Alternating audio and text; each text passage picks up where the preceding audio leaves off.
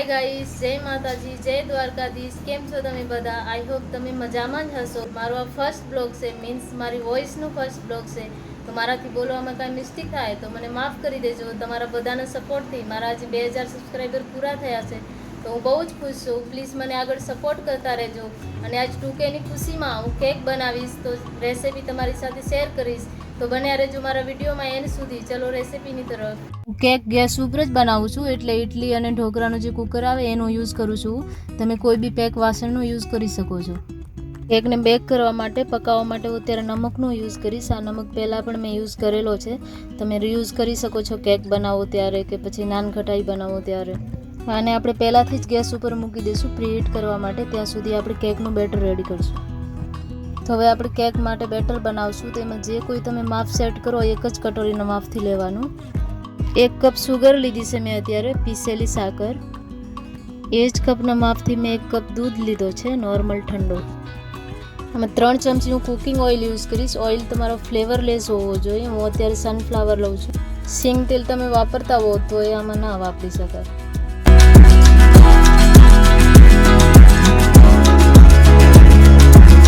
હવે એને સારી રીતે મિક્સ કરી લેવાનું છે. સાકર પ્રોપર રીતે મિક્સ થઈ જાય ત્યાં સુધી.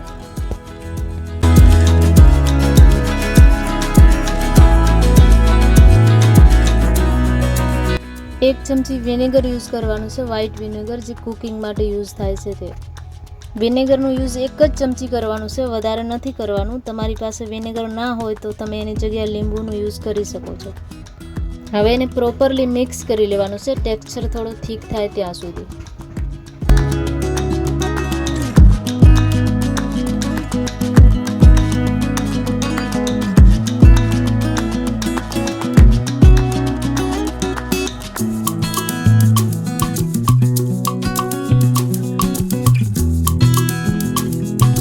થર્ડ 4th કપ મેંદો લેવાનું છે કે પછી મેંદાનો લોટ. તેમાં 3 ચમચી કોકો પાવડર યુઝ કરવાનું છે. કોકો પાવડર વધારે યુઝ નથી કરવાનું, નહીં તો પછી ટેસ્ટ સારો નહીં આવે.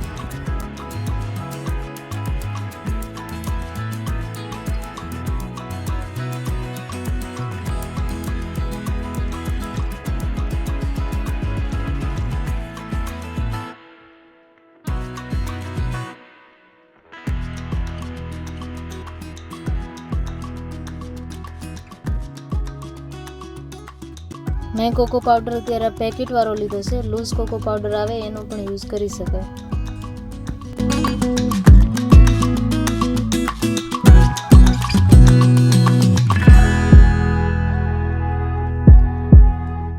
મેં 1 ચમચી બેકિંગ પાવડર યુઝ કરવાનું રહેશે, અડધી ચમચી બેકિંગ સોડા. બેકિંગ સોડા અને બેકિંગ પાવડર તમારી પાસે ના હોય તો આની જગ્યાએ 1 ચમચી ઈનો યુઝ કરી શકાય.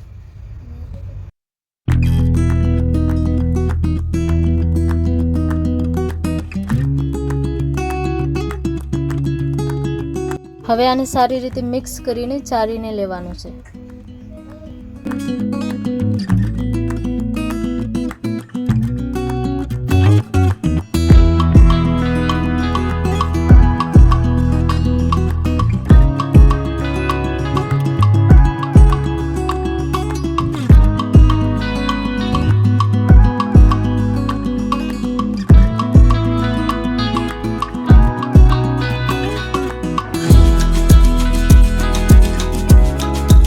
ચમચીની મદદથી આને સારી રીતે મિક્સ કરી લેવાનું છે.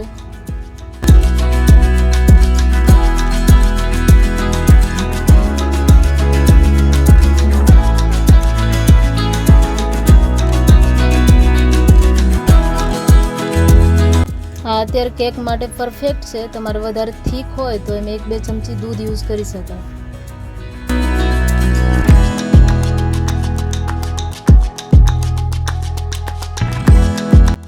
હું વેનીલા એસેન્સ યુઝ કરીશ 1 ચમચી. આ અવેલેબલ ના હોય તો આની જગ્યાએ એલચી પાવડર 1 ચમચી વાપરી શકાય.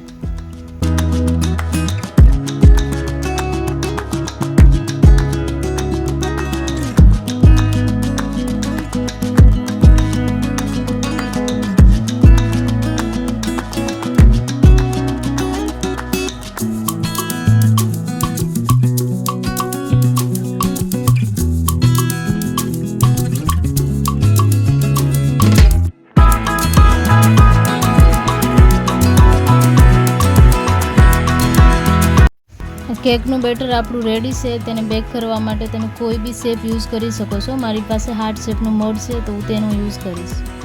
કેક મોડમાં ઓઇલ લગાવીને થોડો મેંદાના લોટથી કોટ કરી લેવાનું છે. તમારી પાસે બટર પેપર હોય તો યુઝ કરી શકો છો.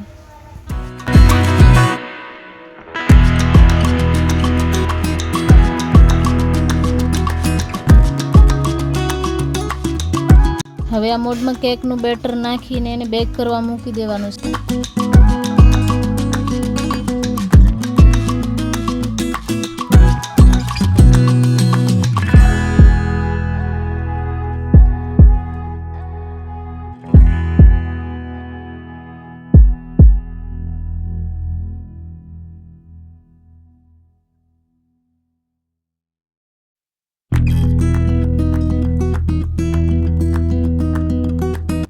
હવે કેકના બેટરને તરત જ હું કુકરમાં મૂકી દઈશ. કુકર પહેલાંથી જ ગરમ કરેલું હોવો જોઈએ.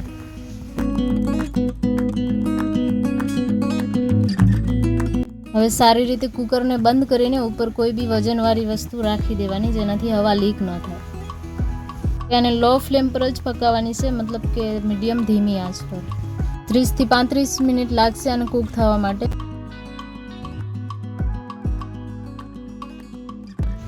30 મિનિટ પછી એકવાર ચેક કરવાનું. બેટર કાચો લાગે, ચાકુમાં ચીપકે તો પાછો 5 મિનિટ સુધી એને પેક કરીને પકવવાનું. મારી કેક 30 મિનિટમાં રેડી થઈ ગઈ છે. તમે જોઈ શકો છો ચાકુમાં ચીપકતી નથી. એને 10 મિનિટ સુધી ઠંડી થવા દેવાની છે. ત્યાં સુધી આપણે એનો ચોકલેટ ગનાશ રેડી કરશું. ચોકલેટ ગનાશ બનાવવા માટે આપણે 1 ચમચી કોકો પાવડર લેવાનું છે, 1 ચમચી પીસેલી સુગર.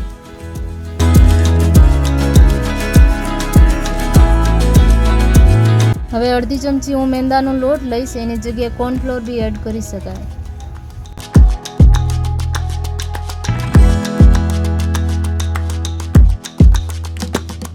હવે એમાં અડધો ગ્લાસ પાણી એડ કરીને એને ધીમી આંચ પર પકાવી લેવાનું છે, થોડું થીક થાય ત્યાં સુધી.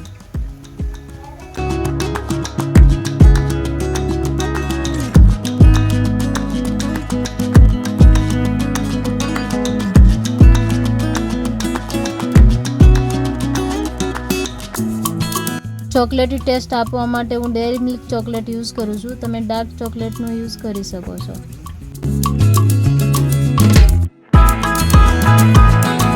એમાં 1 ચમચી બટર એડ કરીને એને મેલ્ટ કરવાની છે, ગરમ પાણીની અંદર રાખીને. ડાયરેક્ટ ગેસ પર નથી કરવાની.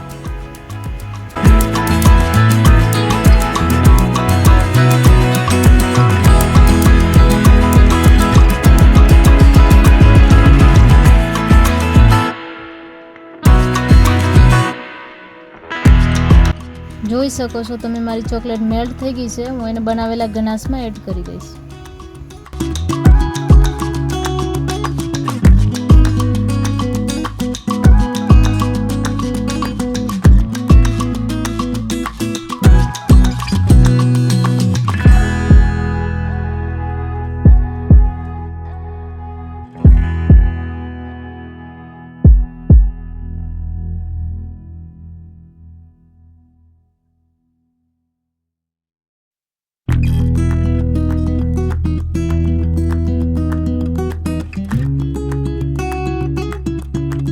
એકદમ ક્રીમી હોમમેડ ચોકલેટ ગનાશ બનીને રેડી છે.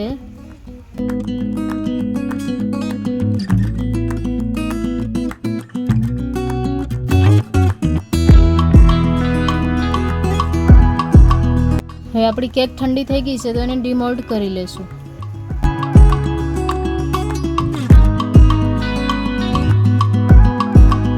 જોઈ શકો છો તમે મારી હોમમેડ કેક એકદમ પરફેક્ટ બની છે. હવે આપણે તૈયાર કરેલા ચોકલેટ ગનાશને ચમચીની મદદથી કેક ઉપર લગાવી દઈશું.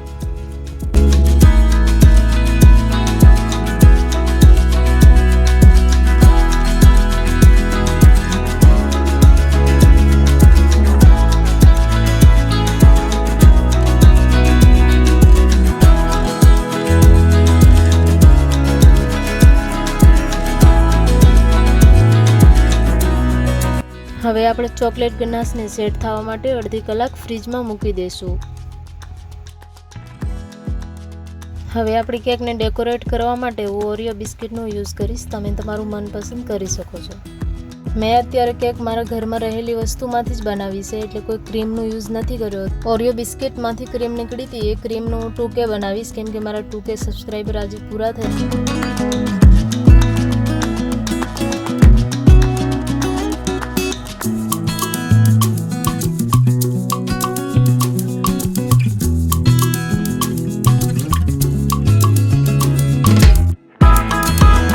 તો આ છે મારી કેકનું ફાઇનલ લુક. મારી કેક તમને કેવી લાગી કમેન્ટમાં બતાવજો. તમે તમારી ઘરે બનાવવાનું જરૂરથી ટ્રાય કરજો.